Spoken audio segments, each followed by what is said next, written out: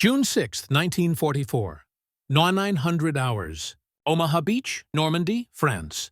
A 21-year-old medic named Waverly Woodson struggled through waist-deep surf toward the most heavily fortified shoreline in Nazi-occupied Europe.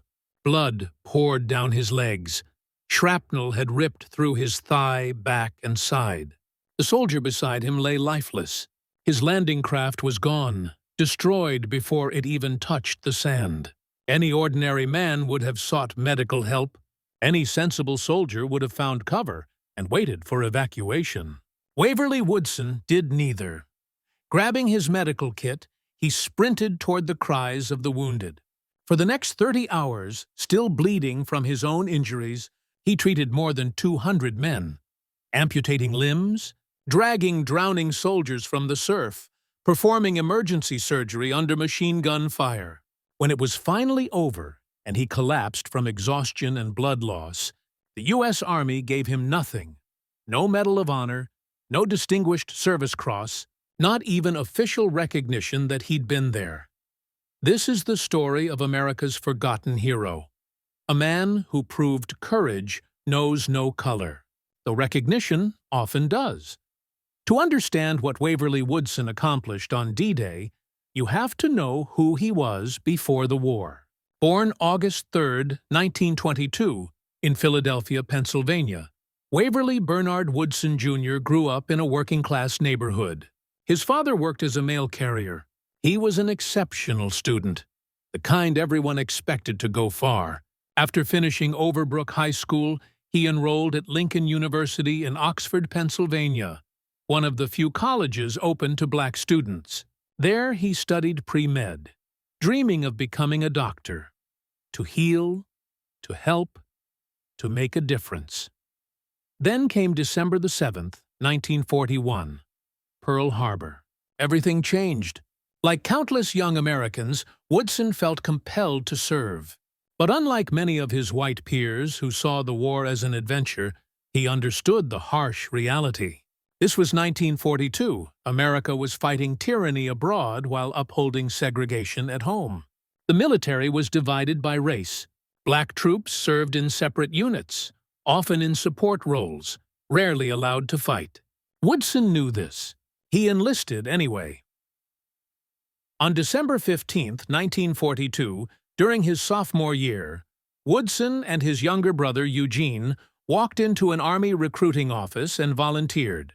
They wanted to fight evil, to stop Nazi Germany's threat to humanity, even if their own country refused to see them as equals. What happened next revealed everything about America at the time. Woodson took the entrance exam for officer candidate school and scored exceptionally high. In a fair system, this would have guaranteed him a commission. But the Army's strict racial quotas limited black officers, and those who advanced were forbidden from commanding white troops, even subordinates. Woodson passed every requirement. Yet, before completing the program, he was told no positions were available for him in the Coast Artillery Corps. Not because he lacked ability, but because of the color of his skin. Instead of becoming an officer, Woodson was reassigned and retrained as a combat medic. It could have been a setback, but he embraced it. If he couldn't heal as a doctor, he would heal as a soldier. He joined the 320th Barrage Balloon Battalion, training at Camp Tyson in Paris, Tennessee, one of only 4 all-black balloon units in the U.S. military. To understand their mission, you need to know what barrage balloons were. Massive hydrogen-filled balloons, about 35 feet long, tethered to the ground by steel cables. They floated up to 2,000 feet high to block enemy aircraft. Any plane flying too low risked hitting the cables, fouling its wings, or even detonating small explosive charges attached to them. Operating these balloons was dangerous, technical work. The men had to fill them with highly flammable hydrogen without triggering explosions, camouflage them from view, and repair them under fire, all while managing unpredictable weather. Training took 18 weeks, 6 for basic balloon handling and 12 for meteorology, since wind could easily destroy their equipment. The 320th trained relentlessly, aware of the risks, unaware that they would soon make history. In November 1943, the battalion sailed to England. For months, they trained across the British countryside, preparing for an invasion that everyone knew was coming but could not discuss. They faced prejudice even there. Some American officers tried to impose segregation in British towns, but the locals largely ignored them. By June 1944, their orders came. The 320th Barrage Balloon Battalion would land in the first wave at Omaha and Utah beaches, the only black combat unit to storm the beaches on D-Day. It was unprecedented. In a military where black soldiers were usually confined to transport and labor duties, the 320th would fight shoulder to shoulder with white troops during the first critical hours of the invasion. Their mission: deploy hydrogen balloons to protect the landing forces from German air attacks. 621 men from the battalion took part.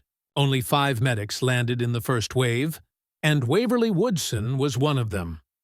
On the night of June 5, 1944, Woodson boarded landing craft tank 856. The English Channel was rough. Waves slammed against the hull. Men vomited from seasickness. Woodson felt ill too, but stayed focused, checking his gear: bandages, morphine, plasma, tourniquets, surgical tools, everything a medic needed to keep men alive. As dawn approached and the craft neared the French coast, German artillery opened fire. Shells screamed overhead. Machine gun fire radded the water. Then somewhere in the darkness, landing craft tank 856 struck a mine. The explosion was catastrophic. The vessel lost power. As it drifted toward shore, pushed by the tide, a German 88mm shell struck the craft. The shell killed the man standing next to Woodson. Shrapnel tore through the landing craft like a swarm of angry hornets. Woodson felt burning pain across his body. Shrapnel had dripped into his groin, his inner thigh, his buttocks, his back. Blood poured from his wounds. For a moment, Woodson thought he was dying. The pain was overwhelming. The landing craft continued drifting toward the beach, powerless, while German guns pounded it. Of the 26 Navy personnel aboard, only 1 survived. The Germans methodically murdered the crew, raking the entire top of the ship with machine gun fire. Then they started with mortar shells. Waverly Woodson was wounded, bleeding, possibly dying. He had not even reached the beach yet. The landing craft finally grounded on Omaha Beach around 0930 hours. Woodson forced himself to move. Pain exploded through his body with every step, but he knew that staying in the landing craft meant death. He grabbed his medical bag and stumbled into the surf. The water was red with blood. Bodies floated everywhere. Wounded men screamed for help.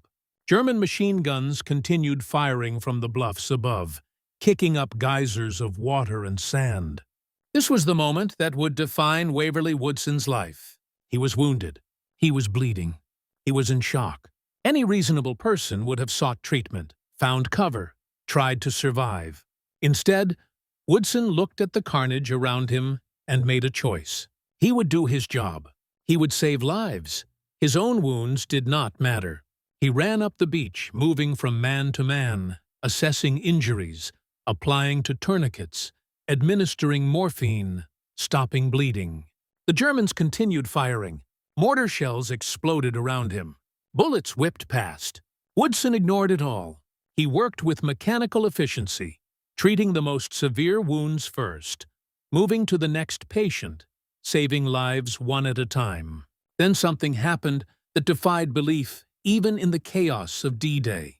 4 men were drowning in the surf, dragged down by their equipment and the undertow. Their screams for help were barely audible over the sound of gunfire and explosions. Waverly Woodson, already wounded and bleeding, ran back into the water. Machine gun fire radded the surf. Woodson did not care. He reached the first man, cut away his equipment, dragged him to shore. Then he went back. He pulled out a second man, then a third, then a fourth. Each time he risked his life. Each time German guns tried to kill him. Each time he succeeded. The exact number of men he saved from drowning remains uncertain, with sources varying between 3 and 4. But what is certain is that Waverly Woodson ran into machine gun fire to pull drowning soldiers from the sea, while he himself was bleeding from multiple shrapnel wounds. This was not courage. This was something beyond courage. This was a man so committed to his mission, so focused on saving lives, that his own survival became irrelevant. As the morning wore on, Woodson established a makeshift aid station in a crater created by German artillery. It offered minimal protection, but it was better than nothing. Wounded men began crawling or being carried to his position. Woodson worked without stopping. He applied pressure bandages to sucking chest wounds. He administered plasma to men in shock. He splinted broken bones. He cleaned and dressed burns. And then, in perhaps his most remarkable act, he performed an amputation under fire. A soldier had been hit by mortar shrapnel. His right foot was hanging by threads of tissue and bone. The man was losing blood rapidly. Without immediate intervention, he would die. Woodson had no surgical team, no operating room, no anesthesia beyond morphine, just his medical training, his instruments, and his will. He completed the amputation, probably saving the soldier's life. All while German artillery continued to pound the beach. All while machine gun fire continued to rake the sand. All while his own wounds bled and his own strength ebbed away. For 30 hours, Waverly Woodson worked. Other medics collapsed from exhaustion. Woodson kept going. His bandages became soaked with his own blood. He changed them and kept going. His hands shook from blood loss and fatigue. He steadied them and kept going. Men died despite his efforts. He closed their eyes and moved to the next patient. He treated more than 200 wounded soldiers in those 30 hours. White soldiers, black soldiers, officers, enlisted men, Americans, British. He never asked about race or rank. He asked, "Where are you hurt? How can I help?" Finally, after 30 hours of continuous work, Waverly Woodson's body gave out. He collapsed from blood loss, exhaustion, and shock. Other medics, recognizing what he had done, immediately began treating him.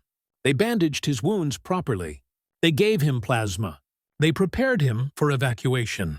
When the doctors examined him, they were astonished he had remained conscious, much less functional for so long. They recommended him for evacuation to England and then home. His war, they said, was over. He had done more than enough. But Waverly Woodson had different ideas.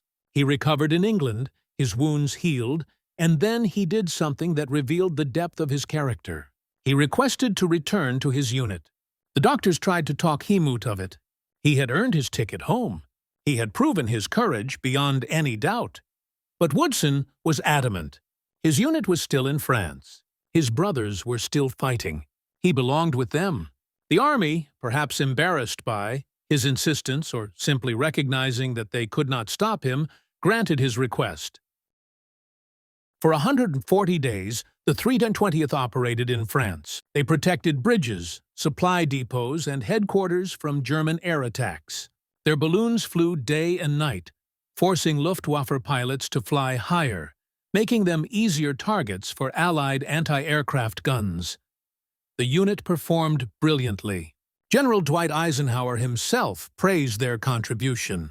The Supreme Allied Commander noted that the 320th had demonstrated the same courage and professionalism as any unit in the European theater. At Utah Beach, 175 balloons went up within hours of the landing. At Omaha, the conditions were more difficult, but the 320th still managed to deploy 40 balloons under fire. These balloons remained operational throughout the Normandy campaign, protecting Allied forces as they fought inland. German pilots learned to avoid the balloon barriers. Those who did not paid the price.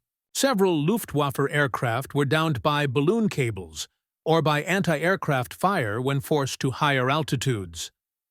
The 320th Barrage Balloon Battalion had done what no one thought a black unit could do. They had landed in the first wave of D-Day. They had operated under the worst combat conditions. They had performed their mission flawlessly, and they had proven beyond any doubt that courage and competence had nothing to do with the color of a soldier's skin. But while the 320th as a unit received some recognition, Waverly Woodson received none. His commanding officer, a white captain named William Adair, recommended him for the Medal of Honor. The recommendation worked its way up the chain of command. General John C. H. Lee, commanding general of the services of supply in the European theater, endorsed it. Lee was known for his support of African-American soldiers. He believed Woodson's actions on Omaha Beach warranted the nation's highest military honor. But somewhere between General Lee's desk and Washington, the recommendation disappeared. Some accounts suggest it was downgraded to a Bronze Star. Others say it simply vanished into the bureaucracy. What is certain is that Waverly Woodson, who had saved more than 200 lives while bleeding from his own wounds, received nothing. Not the Medal of Honor, not the Distinguished Service Cross, not even immediate recognition of the Bronze Star that was supposedly approved. The contrast with white medics who performed similar actions is stark. Consider Desmond Doss, the Seventh-day Adventist who refused to carry a weapon, but served as a combat medic in the Pacific. Doss saved 75 men during the Battle of Okinawa, lowering them down a cliff face under fire. For this, he received the Medal of Honor. His heroism was extraordinary, and the medal was absolutely deserved. But Doss saved 75 men. Woodson saved more than 200. Doss worked for hours under fire. Woodson worked for 30 hours while wounded. Yet Doss became a national hero, the subject of books and movies, while Woodson remained unknown. The pattern repeated across the military. Of the 464 Medals of Honor awarded for actions in World War II, not one went to a black soldier. Not one. This was not because black soldiers lacked courage. The historical record proves otherwise. The Tuskegee Airmen, the 706th Tank Battalion, the 92nd Infantry Division, and dozens of other black units performed with extraordinary valor. But valor alone was not enough.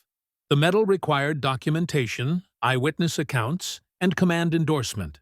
In a segregated military, those supporting elements often disappeared. Commanders who supported black soldiers found their recommendations blocked. Eyewitness accounts from white soldiers were often not solicited or ignored.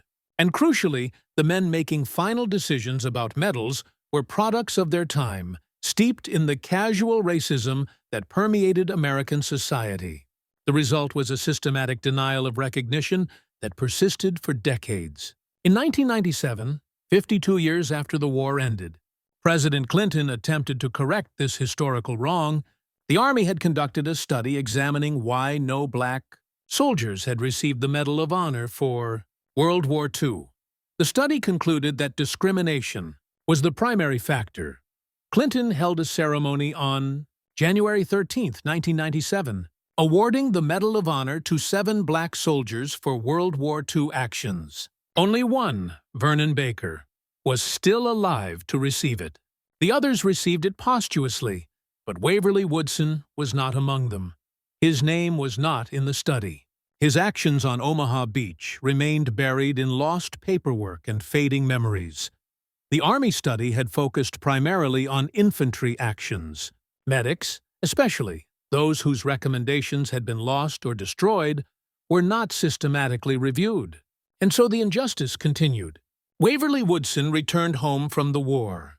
He had saved more than 200 lives. He had served with honor and courage beyond measure. He had proven everything a soldier could prove, and America rewarded him with silence.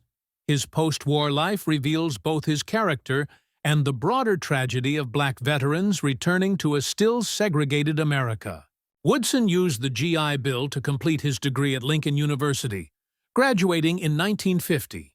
He then attended graduate school studying medical technology.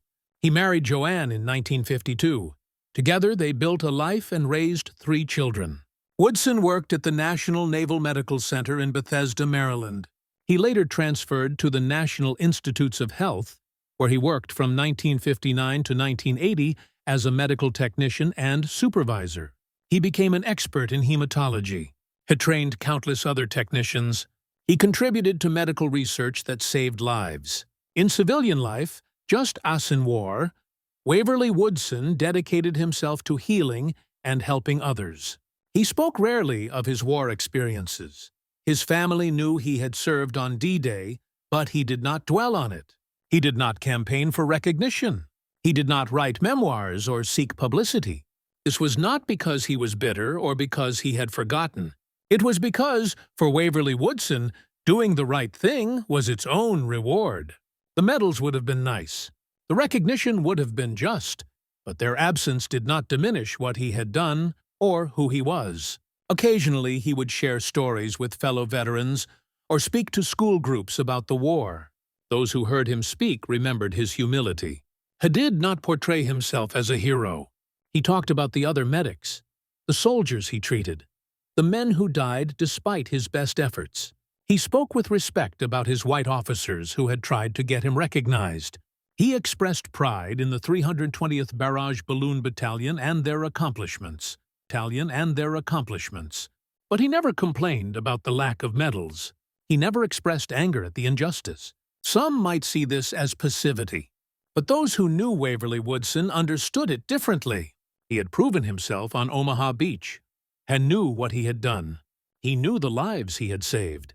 The recognition of his country would have been meaningful, but its absence did not change the fundamental truth. He had been there. He had done the work. He had saved lives. That was enough. In 1994, the French government invited surviving members of the 320th Barrage Balloon Battalion to France for the 50th anniversary of D-Day. The French, unlike the Americans, had not forgotten the black soldiers who landed on their beaches. Waverly Woodson attended. He walked the sands of Omaha Beach again, now 71 years old, remembering the young man he had been. The French honored him and his comrades. They received medals and recognition. They were celebrated as liberators. For one brief moment, Waverly Woodson experienced what should have been his due 50 years earlier, but it was bittersweet. Most of his comrades from the 320th were gone. The men he had treated on the beach were gone. The young medic who had run through machine gun fire to save drowning soldiers was gone, replaced by an old man with memories and scars. Woodson returned to America. He continued his quiet life. He watched his grandchildren grow. He celebrated his 50th wedding anniversary with Joanne. And on August 12, 2005, Waverly Bernard Woodson Jr. died at the age of 83. He died without ever receiving the Medal of Honor. He died without national recognition of his heroism. He died as had lived, with dignity and grace, asking for nothing. But death was not the end of Waverly Woodson's story. In the years following his passing, a small group of historians, veterans, and advocates began piecing together the evidence of what he had accomplished. Linda Hervier, a journalist, spent 6 years researching her book, Forgotten: The Untold Story of D-Day's Black Heroes, published in 2015. Her meticulous research brought Waverly Woodson's story back to light. She interviewed surviving members of the 320th. She scoured archives. She found the lost recommendation for the Medal of Honor. She documented the systematic discrimination that had denied recognition to black soldiers. Her work created the foundation for everything that followed. Senator Chris Van Hollen of Maryland, where Woodson had lived most of his adult life, took up the cause in 2015. Van Hollen introduced legislation to award Woodson the Medal of Honor. The bill gained bipartisan support. Military historians testified to Woodson's heroism. Veterans organizations endorsed it. But the bill faced a bureaucratic obstacle that seemed insurmountable. The Medal of Honor requires extensive documentation, eyewitness accounts, after-action reports, command endorsements, medical records. For Waverly Woodson, much of this documentation was missing. Some had been lost in the chaos of war. Some had been destroyed in the catastrophic fire at the National Personnel Records Center in St. Louis in July 1973, which destroyed 80% of Army personnel records from World War II.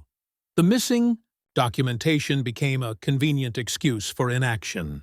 In August 2020, the Army approved Woodson for the Combat Medical Badge, an award created in 1945 but not made available to most World War II medics retroactively.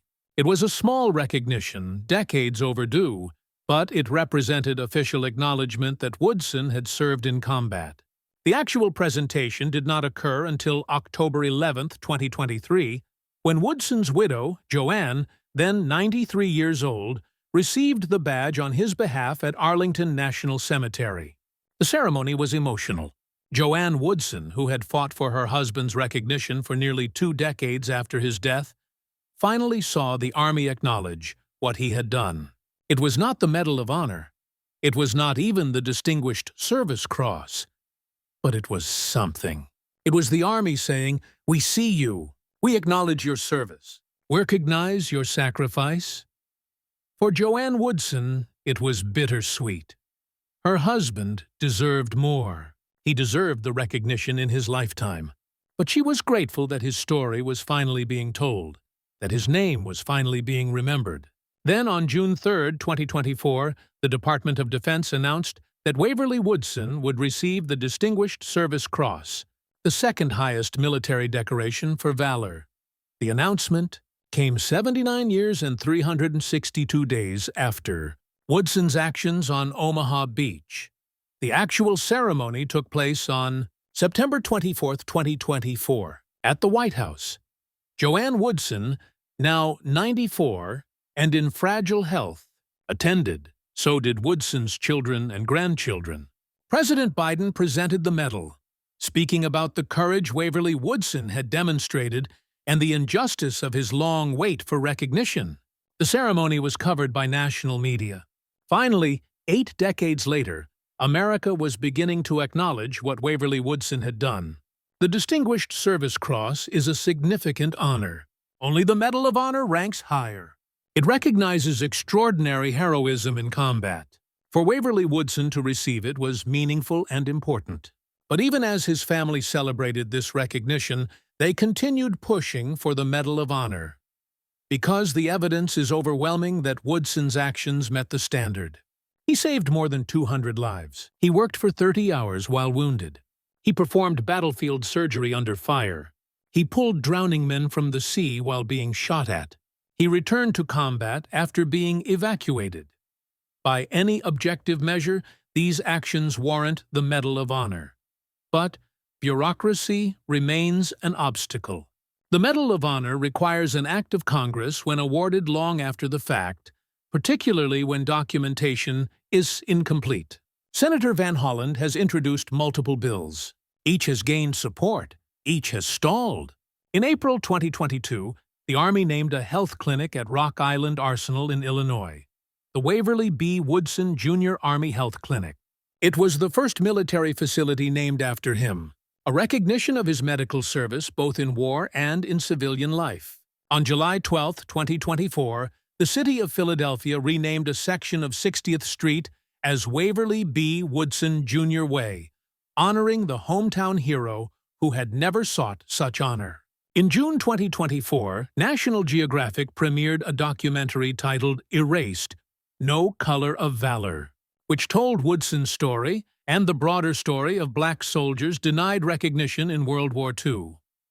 The documentary featured interviews with military historians, civil rights leaders, and Woodson's family. It made clear that the failure to award the Medal of Honor was not about missing documentation. It was about a country that had never fully acknowledged the contributions and sacrifices of its black soldiers. We will probably never know with certainty why Waverly Woodson did not receive the Medal of Honor in 1945 or in the decades that followed. The documentation is incomplete. The witnesses are dead. The commanders who made the decisions are long gone. But we can draw reasonable conclusions from the broader pattern of discrimination. 0 black soldiers received the Medal of Honor for World War II until 1997, and even then, the study that led to those awards missed Woodson's case entirely. The barriers were systematic. Recommendations from black units were scrutinized more harshly. Eyewitness testimony from black soldiers carried less weight.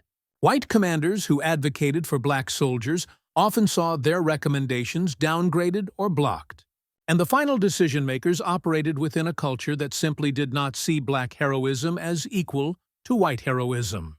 The result was a systematic denial of recognition that lasted generations. Even now, with overwhelming evidence, with bipartisan political support, with military historians and generals all agreeing Woodson deserves the Medal of Honor, bureaucratic requirements for documentation that was destroyed in a fire continue to present obstacles.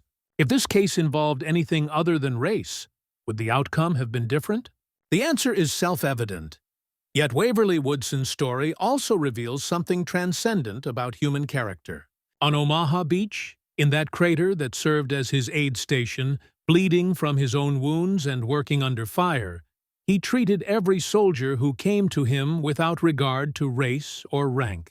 White soldiers, black soldiers, officers, enlisted men, Americans, British. He asked only, "Where are you hurt, and how can I help? Where are you hurt, and how can I help?" That is the true measure of heroism, not the medals or recognition, but the simple act of helping another human being in need, regardless of personal cost. The white soldiers Woodson saved went home to their families and lived their lives, many probably never knowing their medic was black or never thinking about it. And that is exactly how it should be. In that moment on that beach, the only thing that mattered was humanity itself. Woodson understood this instinctively, which is why he never became bitter and never campaigned for recognition. He knew what he had done was right, medals or no medals. This understanding points to the most important lesson of Waverly Woodson's story. The lesson is about character and what it means to be truly heroic. When that shell hit his landing craft and shrapnel tore through his body, Woodson could have stayed down, and no one would have blamed him. Instead, he got up, grabbed his medical bag, and went to work. When the pain became unbearable after hours of continuous labor, he could have stopped and passed his duties to another medic. Instead, he kept going. When he saw men drowning in surf rad by machine gun fire, he could have stayed on the beach, and no one would have called him a coward. Instead, he ran into the water. And when, after 30 relentless hours, his body finally gave out and doctors told him his service was finished, he could have accepted their orders. But instead, he requested to rejoin his unit. That was character. That was who Waverly Woodson truly was. Not a man chasing fame or recognition, but one who understood duty and lived up to it far beyond what anyone could reasonably expect. Today, the mission to secure the Medal of Honor for Waverly Woodson continues. His widow, Joanne, now in her late 90s, still advocates passionately. Senator Van Hollen keeps pressing legislation through Congress. Military historians continue digging for additional evidence. The First Army remains steadfast in championing his cause. There is now broad acknowledgement that a grave injustice occurred and must be made right. Yet the medal remains out of reach, with bureaucratic hurdles still standing in the way. Still, the fight persists, not merely for a medal, but for fairness. It is about finally recognizing that black soldiers in World War II performed remarkable feats of bravery and deserve the same honors as their white brothers in arms. It is about setting the historical record straight so that future generations understand the complete story of D-Day, including the nearly 2,000 African-American troops who stormed those shores. It is about paying tribute to a man who represented the very essence of service, sacrifice, and selflessness, who risked his own life to save others. His story reminds us that courage wears every color, and that true heroism is not about glory, but about doing what is right when it matters most. Waverly Woodson saved over 200 men in just 30 hours while bleeding from his own wounds. He dragged drowning soldiers from the sea. He carried out emergency surgery on the battlefield under enemy fire. He worked without pause until his strength was gone. And when it ended, he asked for nothing. He simply returned to his duty. This is the story of America's forgotten hero, a man who proved that on the shores of Normandy, Under relentless fire, when everything depended on courage and skill, one medic's determination made the difference between life and death. A man who, despite being denied the honor he deserved, never stopped being who he was. A healer, a helper, a hero. Waverly, Bernard Woodson Jr. The Distinguished Service Cross honors his bravery, but the pursuit of the Medal of Honor endures, and it will continue until justice is finally, fully served. As Senator Van Hollen said, "It is never too late to say thank you. It is never too late to right a historic wrong."